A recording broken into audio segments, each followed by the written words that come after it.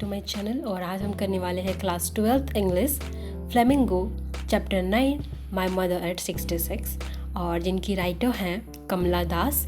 और ये एक्चुअली उन्होंने अपने बारे में ही लिखा है। और आप देखेंगे कि जो पूरी पोएम है वह एक ही सेंटेंस है, कॉमास के द्वारा सेपरेट की गई है।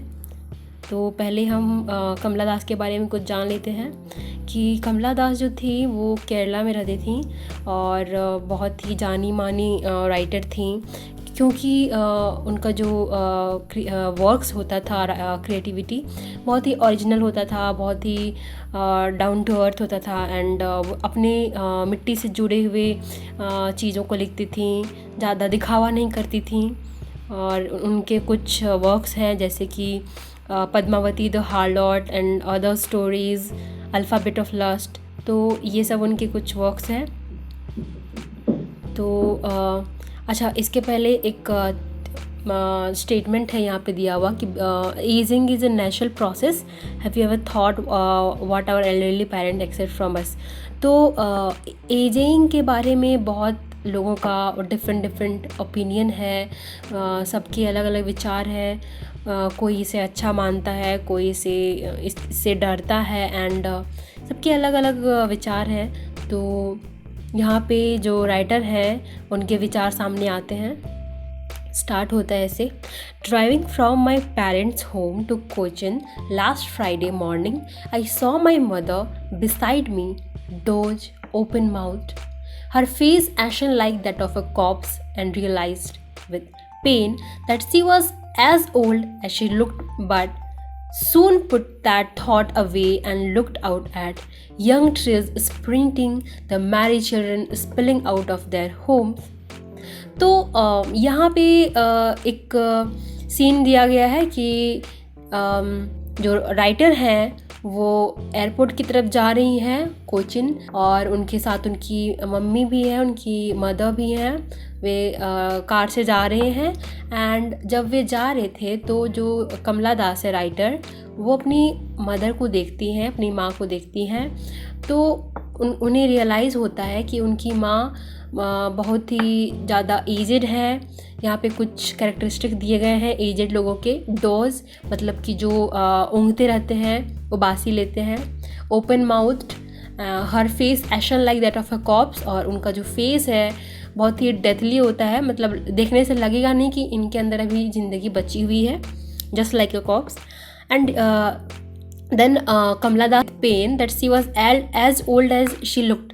तो फिर इसके बाद जो राइटर है उन्हें ये रियलाइज़ होता है, हालांकि उनकी मदर जो थी वो वैसा ही दिखती थी जितनी उनकी एज थी। और फिर जो कमला दास है उन एक डर घेर लेता है कि उनकी माँ को कहीं वो खो न दे। तो फिर वह इस विचार को अपने जहन से हटा देती हैं और अपने अगल बगल देखने की कोशिश करती हैं ताकि इधर से ध्यान हटा सकें। And looked out at young trees sprinting. तो यहाँ पे एक कॉन्ट्रास्ट दिया गया है यंग ट्रीज़ और उनकी मदर से, कि जो उनकी मदर है डेथली है, मतलब कि उनके अंदर ज़िंदगी बची भी नहीं है, पेल, और जो ट्रीज़ हैं वो बहुत ही यंग हैं। और जब वे आगे बढ़ रहे हैं तो ट्रीज़ पीछे की ओर भागते हुए दिखाई दे रहे हैं। The Mary children spilling out of their homes, और जो छोटे छोटे बच्चे हैं वो खुशी से भाग रहे हैं, इधर से निकल रहे हैं। और तो यहाँ पे एक कंपैरिजन किया गया है कि उनकी जो मदर है वे बहुत ही एजड हैं, बहुत ही पेल एंड डोज है, just like a corps. But जो अगल बगल में जो इन्वायरमेंट है बहुत ही खुशहाली से भरा हुआ है, मैरिड चिल्ड्रन। तो फिर ये कंपैरिजन हो जाता है। But after the airport security check, standing a few yards away, I looked again at her. फिर जब सिक्योरिटी चेक हो गया था, मतलब कि अब जब फ्लाइट जब बोर्ड होने वाली थी, तब जो कमला दास है वे अपनी मदर की ओर देखती हैं। I looked again at her wan pale as late winter's moon and felt that old familiar ache. तो फिर उन्होंने अपनी माँ को देखा और उन्हें एक लेट विंटर मून से कंपेयर किया गया यहाँ पे। तो जो विंटर है, यूजुअली विंटर को डेथ के साथ कंपेयर किया जाता है। कोल्ड को डेथ के साथ कंपेयर किया जाता है, तो यहाँ पे उन्हें उसके साथ कंपेयर किया गया है। और फिर जो कमला दास है, उन्हें लगता है कि उनके अंदर फिर से वही डर आ चुका है। उनका जो बचपन से डर था कि कहीं वो अपनी मदर को खो ना दें, फिर एक और डर होता है कि कहीं वे भी फिर एक दिन एजड हो जाएंगी, and this was her childhood's fear. तो वे खोना नहीं चाहती थी अपनी मदर से, जो उनका सेपरेशन था वो बर्दाश्त नहीं कर पाती। तो फिर उन्होंने इस बात को छिपाने के लिए अपनी माँ को बोला, सी यू सून अम्मा। एंड फिर जो राइटर है वो सिर्फ स्माइल करती रह गई, and all I did was smile and smile and smile. तो यहाँ पे इसके साथ एंड किया गया है। तो फिर ये जो पूरा पोएम हमने पढ़ा, ये ओनली एक सेंटेंस था। आप देख सकते हैं यहाँ पे कॉमास के साथ कैसे इसको सेपरेट किया गया है, और बस एक ही सेंटेंस यूज्ड है।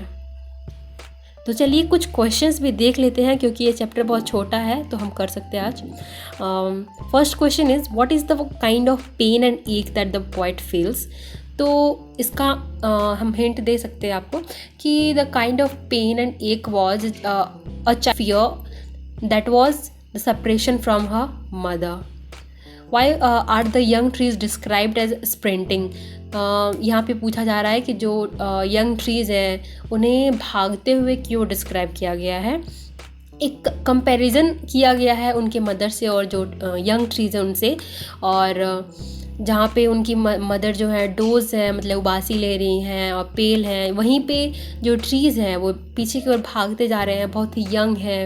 मतलब अपोजिट सीन क्रिएट किया गया यहाँ पे।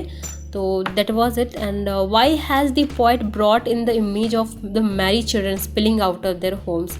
सेम है कि जो मैरी चिल्ड्रन है, जो खुश हैं, बहुत ही छोटे छोटे बच्चे घर से जा रहे हैं, तो यहाँ पे जो पोएट है उन्होंने कंपैरिजन के लिए उन्हें भी यूज़ किया है। Why has the mother been compare to the late winter's moon. तो अभी हमने आपको बताया कि जो लेट विंटर्स मून है, तो एक तो विंटर हो गया, विंटर को डेथ से कंपेयर किया जाता है, एक जो कोल्ड हो गया उसको डेथ से कंपेयर किया जाता है। और उनकी जो मदर थी, her face was as ashen as a corpse, तो यहाँ पे इसीलिए उनसे कंपेयर किया जाता है। और जो लेट विंटर का मून होता है थोड़ा सा फीका एंड पीला टाइप का होता है, हल्का सा, that why she was compare with that. What do the parting words of the poet and her smile signify? हाँ, तो ये एक थोड़ा सा इम्पॉर्टेंट क्वेश्चन हो जाता है कि जब एंड में जो पोएट है वह सिर्फ स्माइल करते रह जाती हैं, अपना जो फियर है उसको दिखाती नहीं है। तो यहाँ पे क्या सिग्निफाई करता है ये कि जो पोएट है वह अपना जो फियर है उसको छुपाने की कोशिश कर रही हैं, क्योंकि वे अपनी मदर को नहीं बता सकती।